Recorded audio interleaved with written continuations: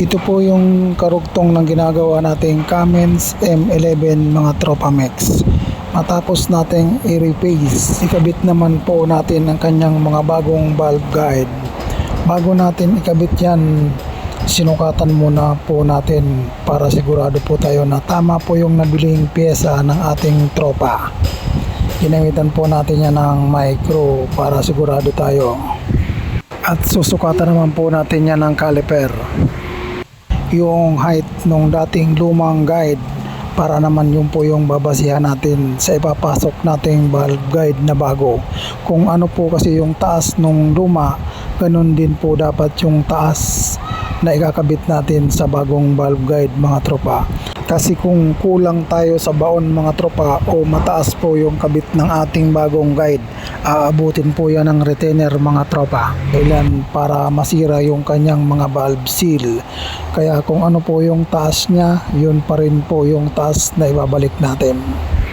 Yung nakita nyong pilot mga tropa o yung pampasok ng bagong guide, lumang engine valve lang yan mga tropa at lumang valve guide. Pag patungin nyo lang po yan, yan na po yung magsisilbing pilot nya mga tropa sa pagpasok ng bagong guide.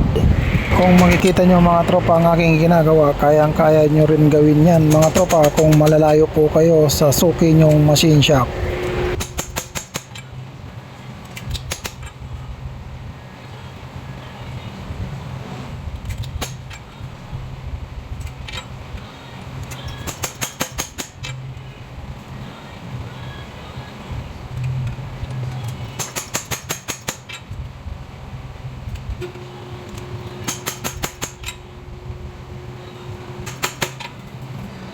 At yun, matapos nating ipasok yung kanyang mga valve guide mga tropa, i-valve seating naman po natin yan.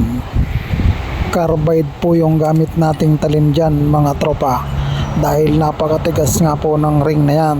Stainless po kasi yung ring. Tinayuan na po natin yan para po mapakainan natin yung valve seat ring.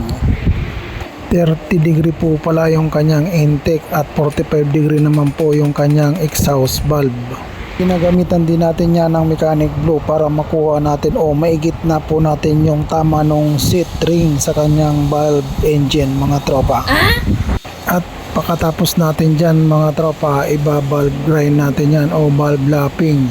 Abangan nyo mga tropa ang mga susunod pa sa cylinder head na yan na Cummins na M11. At yun, hanggang dito na lamang mga tropa. Marami pong salamat sa inyong pag-antabay sa ating mga videos. Salamat and God bless po sa ating lahat mga tropa.